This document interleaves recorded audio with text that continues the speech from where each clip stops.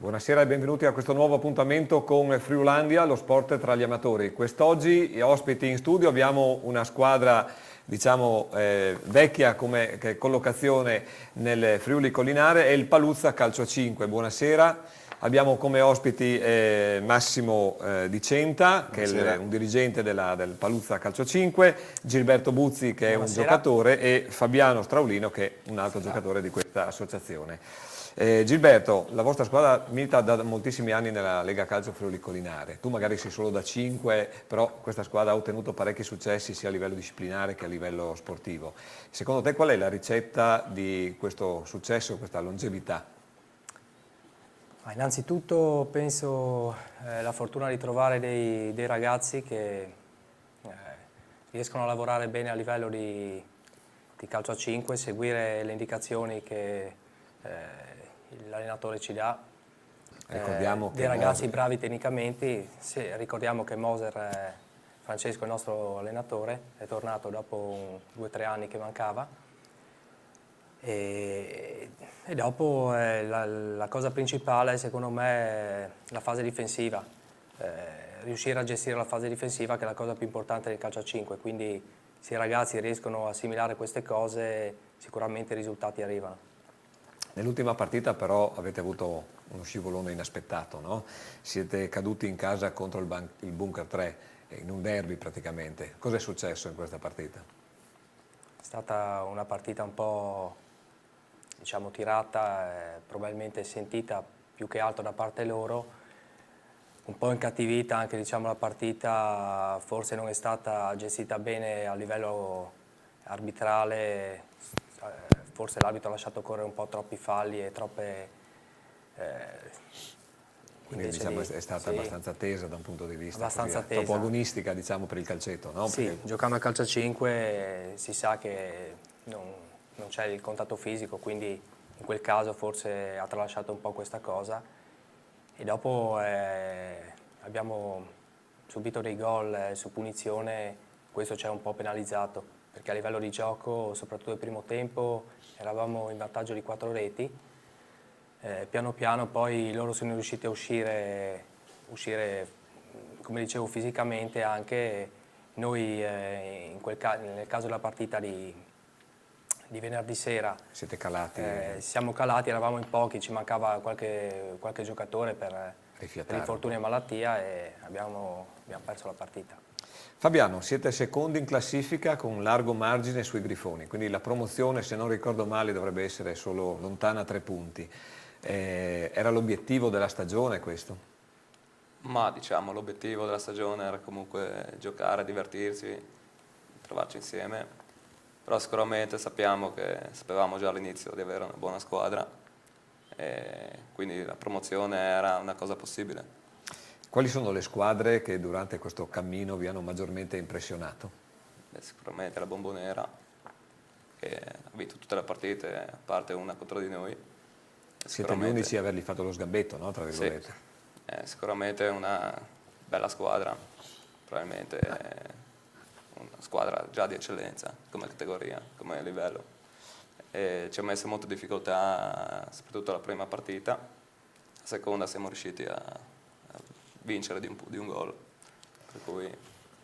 Massimo, invece il vostro credo è giocare un po' per divertirsi, come diceva prima Fabiano, no? Sì, chiaramente... Se non arrivano i risultati, comunque, diciamo, c'è comunque coesione oppure c'è qualche piccolo screzio, tra virgolette? Su quello assolutamente no, insomma, lo scopo è quello di divertirsi, ma è inutile essere ipocriti, si gioca anche per vincere. Poi, insomma, chiaramente il primo scopo è divertirsi, se poi arriva anche la vittoria si fa anche più volentieri, insomma. No, da un punto di vista del gruppo non c'è mai stato alcun problema, soprattutto quest'anno con il rientro di Francesco Moser, credo che sia stato un po' lui il segreto di questo, Il collante, un po' sì, questo trend positivo perché rispetto con allo lui scorso anno. poi il Paluzzo aveva raccolto anche parecchi successi negli anni passati, quindi Sì, sì, anche l'esperienza forse ha più esperienza, e aiutato, la poi conoscenza. lasciami dire che è molto importante la funzione dell'allenatore. Io credo che nel calcio a 5 sia più importante che nel calcio a 11, e Francesco è uno che insomma di calcio a 5 ne mastica. E a parte l'allenatore ci sono stati dei rinnovamenti tecnici quest'anno rispetto all'anno scorso? O Ma il no, gruppo è lo stesso? cambiato un po' il consiglio, diciamo il consiglio direttivo, abbiamo un nuovo presidente, un nuovo sponsor, insomma, tutto, ma comunque nella norma un paio di giocatori nuovi. Uno, Andrea Quaglia, però, che è stato un acquisto secondo me molto, molto importante, perché è un giocatore cosiddetto universale, uno molto intelligente. Poi avete un certo Gilberto Buzzi, insomma, che Vabbè, ha Gilberto una buona non, tecnica. non lo scopriamo quest'anno, insomma. Bene, passiamo dal calcio targato Friuli Collinare Calcio 5 al calcio sempre targato Lega Calcio Collinare ma amatori. Lanciamo il servizio realizzato da Gianni Maldera sul campo del CDU Calcio, partita CDU Calcio dopo lavoro ferroviario Cervignano. Giancarlo De Novellis, il capitano del dopolavoro ferroviario Cervignano, è partita in salita. Partita sfortunata, la vincevamo fino a pochi minuti dalla fine e poi abbiamo preso 3 gol, peccato. Sì, è un andamento abbastanza particolare per questa partita, perché siete stati in vantaggio per diversi minuti e poi c'è stato il tracollo proprio negli ultimi 2 minuti di gara. Come mai? Non so, forse ci sono mancate le forze alla fine, l'abbiamo condotta bene fino a quasi 3 minuti dalla fine, eravamo 2 gol di vantaggio, peccato. Germano Maurizio, il bomber di questa squadra, un po' sfortunata questa sera. Sì, abbastanza. Si poteva portare a casa questo importante risultato, però peccato. Senti, tu hai realizzato una doppietta, non sono bastati a mettere in cassaforte i 2 punti, c'è stato il tracollo negli ultimi minuti, causa? Causa non si sa, come spesso capita ultimamente, ci gira un po' male, conduciamo per tutta la partita, però gli ultimi minuti vengono meno forse le forze, non si sa. Desinano Gabriele, oggi accompagnatore però anche giocatore di questo CDU, oggi vittorioso. Oggi vittorioso, sì, è andato bene, si era messa malino, no, Manuzzo, ci siamo sbilanciati un pochino troppo, anzi teoricamente troppo, poi alla fine ci hanno premiato, anche abbiamo rischiato molto, ma insomma ci è andato bene e il calcio non si sa. Andrea Scialino, il match winner di questa gara, che porta i 2 punti in cassaforte. Porta 2 punti che sembravano fino a poco dalla fine insperati, poi alla fine abbiamo creduto e grazie a una partita direi maiuscola da parte di tutti, seppur rimaneggiati, siamo riusciti a raddrizzarla e addirittura a vincerla. Rieccoci in studio. Gilberto, la vostra squadra è composta da persone che hanno giocato a calcio a 11, cioè hanno già avuto esperienze dilettantistiche, oppure siete proprio degli appassionati che giocano a calcetto per puro divertimento? No, siamo tutti dei giocatori che giochiamo nel Carnico a calcio a 11. Questo infatti ci penalizza all'inizio, perché all'inizio del campionato noi arriviamo dalla fine del campionato del calcio a 11, quindi abbiamo delle difficoltà proprio a livello di gioco. E tutti i ragazzi praticamente giocano nel Carnico. Anche perché poi passare dal calcio a 11 al calcio a 5 comunque ha, diciamo, misure diverse per il tipo di passaggio. Non è proprio la stessa cosa. Secondo me il calcio a 5 è, diciamo, totalmente diverso dal calcio a 11. Sicuramente essere bravi tecnicamente aiuta, uno che sa giocare a calcio potrebbe riuscire a giocare anche a calcio a 5, però non sempre questo è vero, perché ci sono determinate cose, schemi o anche movenze che nel calcio non ci sono. Fabiano, quali caratteristiche pensate di avere come squadra? Come squadra abbiamo sicuramente una buona difesa, come diceva prima Gilberto, perché comunque il nostro allenatore è uno che ne capisce, sa come metterci in campo, come farci difendere.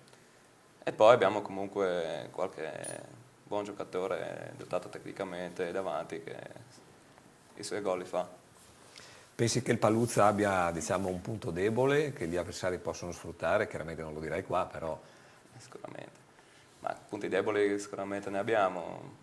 però non saprei quali trovare, se non che all'inizio e alla fine del campionato comunque non ci siamo mai tutti, quindi magari è il periodo giusto per poterci battere. E forse la vostra difficoltà arriverà nei playoff quando magari inizia il Carnico, per cui molti di voi diciamo... molti probabilmente non ci saranno. Martina, hai qualche domanda da fare ai nostri ospiti? Massimo. Lei segue anche il Carnico FVC, no? Sì. Secondo lei quali sono le differenze tra Carnico FVC e Carnico amatori?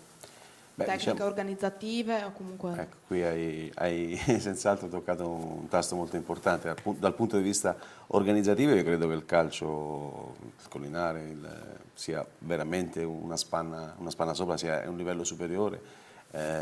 Basti vedere insomma tutta l'informatizzazione che c'è sia nell'organizzazione dei campionati che poi anche nelle varie fasi, cosa che insomma il Carnico FGC ancora non ha raggiunto. Si stanno attrezzando, quest'anno dovrebbero partire addirittura con le iscrizioni in diretta, iscrizioni online, anche se è una zona, la Carnia, dove la DSL insomma non è che copra il territorio per intero, certo.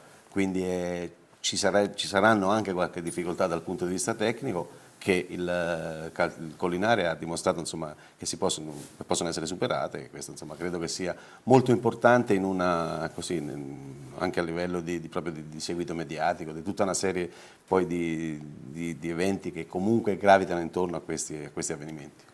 Tu segui anche, cioè fai parte diciamo dell'informazione, no? Sì. Perché comunque segui il Carnico anche da un punto di vista giornalistico, sì, collaboratore del Gazzettino. Hai un sito che segui, sì, eccetera.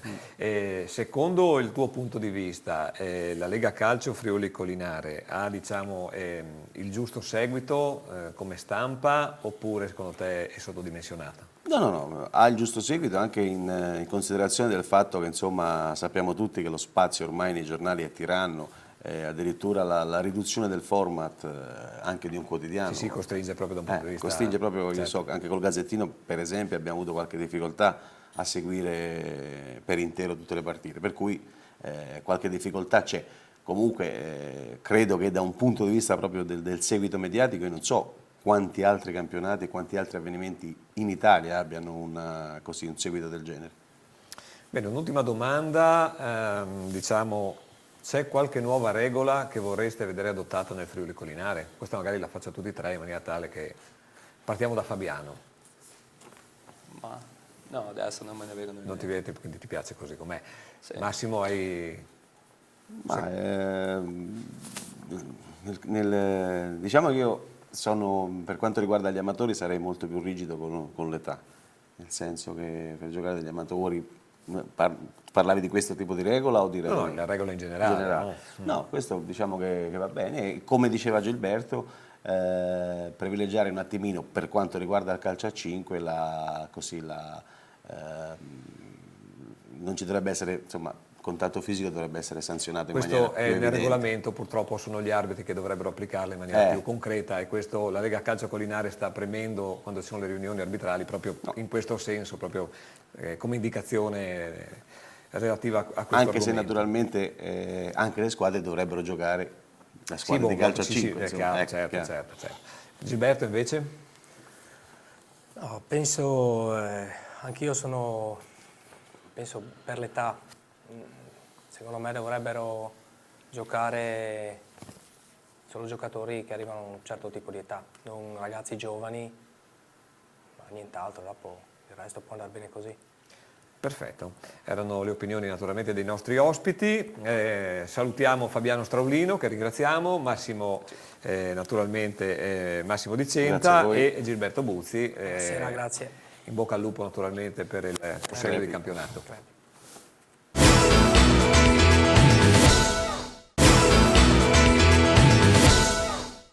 Ben rientrati in studio, come potete vedere abbiamo cambiato decisamente argomento, dal calcio passiamo a un'attività che è poco conosciuta ma che conosceremo, parliamo di MammaFit. Innanzitutto conosciamo le nostre ospiti, sono con noi Alessandra Porcaro, se non ricordo male, e Crista Del Torre. Buonasera.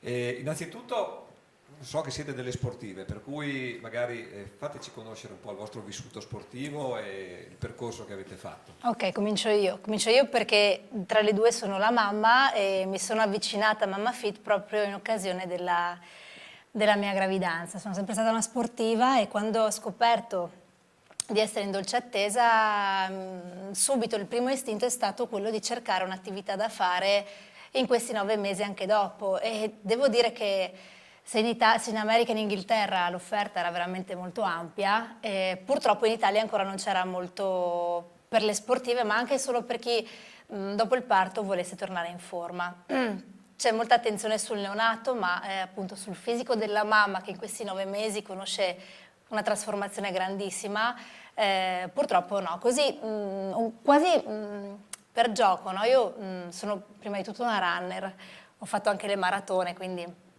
la corsa ce l'ho dentro e cercavo un passeggino, è nato tutto così, cercavo un passeggino che mi permettesse di poter correre con la mia bambina.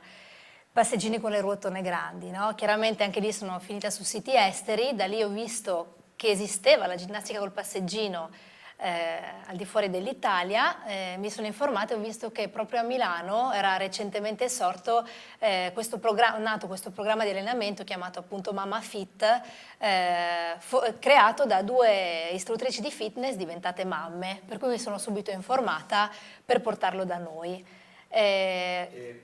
Dopo ci raccontiamo. Ok, va bene. E la Crista invece? Beh, io nasco come giocatrice di pallamano e successivamente come allenatrice. Lavoro ancora in questo ambito con le ragazze e sono una personal trainer e incontrando Alessandra proprio al corso per personal trainer mi sono avvicinata anch'io al Mamma Fit. Voi siete rispettivamente presidente e vicepresidente di un'associazione che si chiama Fit and Joy, no? Se non la pronuncio male. Di cosa vi occupate effettivamente e quali sono i vostri ruoli in seno all'associazione? Ma oltre a essere fondatrici dell'associazione, noi siamo anche parte attiva dei corsi che teniamo. Nello specifico, al momento i corsi sono orientati proprio sulle neomamme, per cui teniamo i corsi sia di passeggino che di marsupio, sempre marchiati Mamma Fit. Vi porta via, cioè lo gestite a tempo pieno questo oppure è una cosa che fate nel dopolavoro? Questo è quello che vorremmo fare da grandi, nel senso che sia io che Crista abbiamo comunque un lavoro vero. Io seguo il marketing per un'azienda e Crista lavoro presso un'altra azienda. Quindi lo facciamo diciamo a tempo perso. Sì, anche se in realtà poco come doppio appunto. lavoro. Esatto. Ma andiamo per ordine, ginnastica col passeggino, dove si può fare? Che tipo di lavoro muscolare va diciamo a interessare? Allora, la ginnastica col passeggino o passeggino workout, per dirla in termini tecnici, è una ginnastica che si presta sia al chiuso che all'aperto. Chiaramente il massimo è adesso, in primavera, nei parchi, perché è una ginnastica che utilizza il passeggino come ausilio per fare appunto gli esercizi e consiste in una serie di movimenti.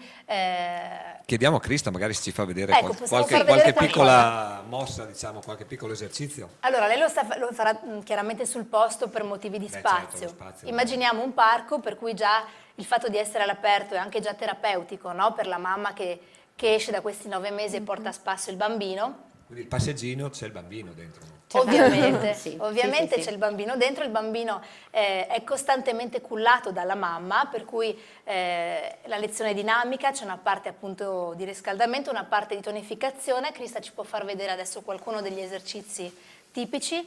Questo è uno squat a gambe unite e viene fatto appunto stando molto attenti. Questo è un esercizio per l'esterno coscia e questo per l'interno coscia. Sono esercizi che sono stati creati proprio confezionati sul corpo della donna nel postparto in collaborazione con l'Istituto di Osteopatia di Milano. Sono esercizi a tutti gli effetti praticamente che hanno assolutamente delle funzioni. Sì. L'alimentazione è importantissima, per cui diamo la parola per qualche minuto alla nostra specialista. Parliamo di alimentazione nello sport. Ci può consigliare cosa si dovrebbe evitare per mantenere alto il benessere fisico nell'attività sportiva più a lungo possibile? Per uno sportivo, ancora di più che per una persona, diciamo, che non fa sport, è indispensabile una corretta alimentazione. È bene evitare tutti quelli che sono gli eccessi, quindi le cose sicuramente da evitare sono gli eccessi di sostanze grasse, quindi soprattutto di grassi saturi, l'eccesso di alcol. È bene che l'alimentazione sia soprattutto un'alimentazione variata e composta di tutte le classi alimentari. Principalmente per uno sportivo sono importanti i carboidrati, quindi non devono mancare i cereali, la pasta, il riso, il pane. Ridurre gli zuccheri semplici e raffinati, quindi pochi dolci, pochi snack, poche merendine anche per un giovane sportivo. È importante l'apporto di frutta e di verdura per quanto riguarda l'apporto di vitamine e di sali minerali, quindi non devono mancare nell'alimentazione dello sportivo, e fondamentali sono anche le proteine, quindi la carne, il pesce, le uova, i formaggi, perché queste danno supporto alla struttura muscolare. Rieccoci in studio. Abbiamo visto un attimino alcuni esercizi con il passeggino, c'è anche la ginnastica col marsupio. Esatto, la ginnastica col marsupio anche qui si presta sia all'interno che all'esterno, sia al chiuso che all'aperto, soprattutto al chiuso. È una lezione di tonificazione, dura 45 minuti e la mamma la può fare sentendo proprio il suo bambino sul cuore. Si lavora sugli arti inferiori. Una cosa che non abbiamo detto è che il punto di forza di Mamma Fit è il fatto di poter fare ginnastica e pensare a se stesse senza fare intervenire una babysitter o senza comunque avere il problema di lasciare il bambino da qualcuno. La vicinanza con il proprio bambino, che è importante anche per altri aspetti. Che è molto importante. Certo. Martina, vuoi fare qualche... Una curiosità, le mamme in dolce attesa possono già prepararsi allo sforzo o anche sì, appunto, durante... Abbiamo avuto recentemente una mamma che aveva un bambino di 13 mesi che metteva nel passeggino ed era incinta in dolce attesa di 7 mesi, per cui è un programma assolutamente indicato. È sì, chiaro tranquillo più che altro. Sì, è molto soft. Consideriamo che la lezione comunque viene personalizzata e viene valutato caso per caso. E la stessa mamma che viene da noi 6 settimane dopo aver partorito viene sottoposta ad anamnesi da noi e viene valutato appunto il livello e lo stato fisico di ciascuno, insomma. Quindi alla fine ritrovarsi per raggiungere un obiettivo comune permette comunque di fiorire nuove amicizie, di fare nuove, no? Trovarsi, un momento di aggregazione sostanzialmente. Di condivisione anche. Quando è che avete capito che questa era un'idea vincente? Cioè avete avuto un riscontro immediato o c'è stato, diciamo, un po' di tempo prima di trovare... Ma allora, personalmente la vedevo vincente già prima che diventasse quello che era, già prima di portarla a noi per prima in Friuli, perché sentivo da tante mamme l'esigenza di qualcosa per loro stesse.